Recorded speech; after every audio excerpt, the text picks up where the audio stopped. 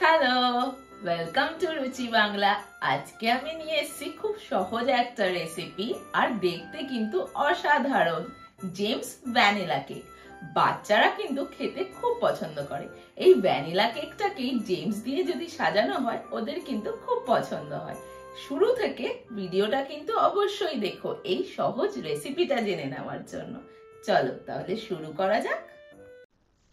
Christmas মানেই ভালোবাসা, আনন্দ আর ঘর ভর্তি গন্ধে মাখা কেকের গল্প। এই সময়টা যেন এক স্বপ্নের মতো, যেখানে তুমি শীতের কুয়াশার মাঝে বসে তোমার প্রিয়জনদের সঙ্গে কেক ভাগ করে খাওয়ার মজা উপভোগ করছো। আজকের এই স্পেশাল রেসিপি হলো জেমস ভ্যানিলা কেক। ছোটদের খুব প্রিয় হলো জেমস, তার সাথে কেকের মধ্যে পেয়ে গেলে সেটা আরো বেশি প্রিয় হয়ে ওঠে তাদের কাছে। তুমি যদি এবার এই কেক বানানোর কথা ভেবে থাকো, তাহলে চলো এবার বলে দিই তোমাকে কিভাবে বানাবে। প্রথমেই আমরা নেব ময়দা, baking powder, baking soda, vanilla essence, চিনি গুঁড়ো, প্যানকেক সিরাপ, তেল, দুধ আর ডার্ক কোকো পাউডার। উপর দিয়ে ডেকোরেশন করলে জেমস দিয়ে, তাহলে তৈরি হয়ে যাবে জেমস ভ্যানিলা কেক। চলো এবারে তাহলে বলে দিই প্রসেসটা। প্রথমে ময়দা, বেকিং পাউডার আর বেকিং সোডা ভালোভাবে গুলিয়ে নাও। তারপরে কেকের মিশ্রণে ভ্যানিলা এসেন্স 1 চামচ দিয়ে 3 থেকে 4 চামচ চিনি গুঁড়ো ঢেলে দিও। তার সাথে দিও 1 চামচ প্যানকেক সিরাপ। এবারে ভালো করে মিশিয়ে নাও। তবে প্যানকেক সিরাপ না থাকলে তোমরা কিন্তু চিনি গুঁড়ো দিয়ে ক্যারামেল সিরাপ তৈরি করেও ঢেলে দিতে পারো। তারপরে তেল, দুধ ঢেলে দিয়ে এই ভেজা আর শুকনো মিশ্রণ একসঙ্গে ভালো করে মিশিয়ে নাও। কেকের মিশ্রণে ডার্ক কোকো পাউডার যোগ করে দিতেও পারো, আবার নাও দিতে পারো, সেটা তোমাদের ইচ্ছে মতো।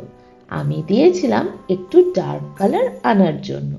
যদি তোমরা টেক্সচারটা হোয়াইট রাখতে চাও, তাহলে কিন্তু কোকো পাউডারটাকে অ্যাভয়েড করাটাই ভালো। এবারে কেক মোল্ডার মধ্যে একটুখানি অয়েল ব্রাশ করে দিয়ে আমি বেকিং পেপার দিয়ে দিয়েছিলাম। বেকিং পেপার দেওয়ার পরে আরেকটুখানি অয়েল স্প্রে করে ব্রাশ করে দিয়েছিলাম, যাতে কেকটাকে সহজেই তুলে ফেলা যায়। তারপরে আমি উপর দিয়ে জেমস দিয়ে ডেকোরেট করেছিলাম, যাতে জিনিসটা খেতে এবং দেখতে খুব সুন্দর হয়ে ওঠে। জেমস দিয়ে একটু রঙিন করে তুলেছিলাম কেকটাকে। তুমিও কি জানো এই কেক কেন ক্রিসমাসে এত জনপ্রিয়? চলো আজ তার গল্প শোনা যাক। জেমস আর ভ্যানিলা কেকের জুটি যেন এক মিষ্টি স্মৃতি। এই কেকে জেমসের রঙিন টপিংস যেন কেকটাকে একেবারে উৎসবমুখী করে তোলে।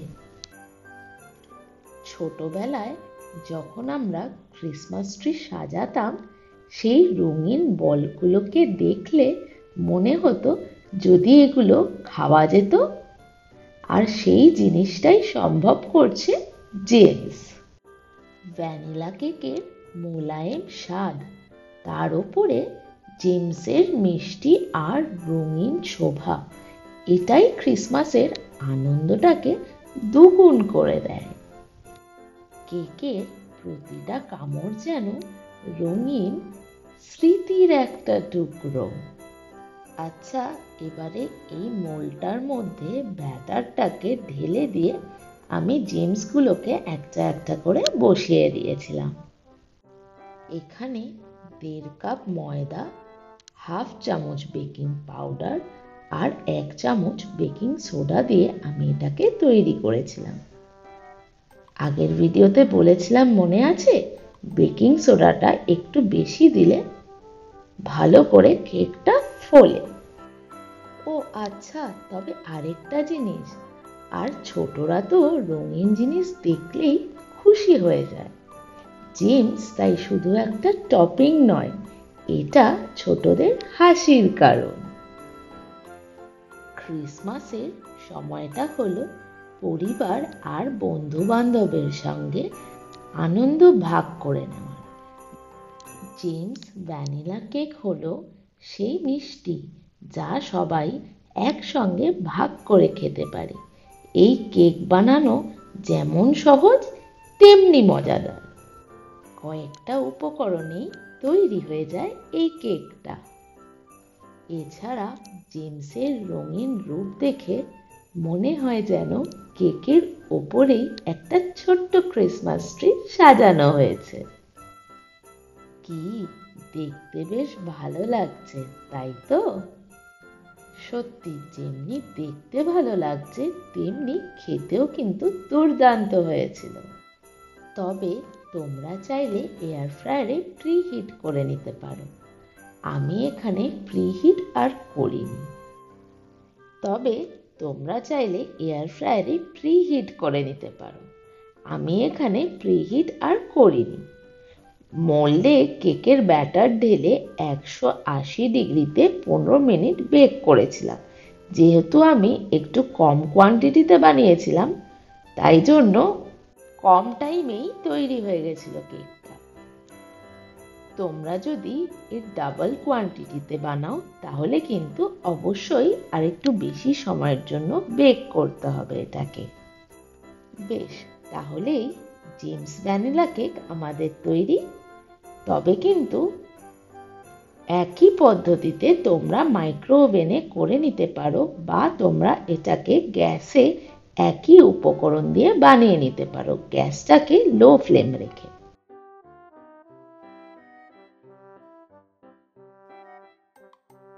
দেখতে পাচ্ছ কতটা সফট হয়েছে কেকটা।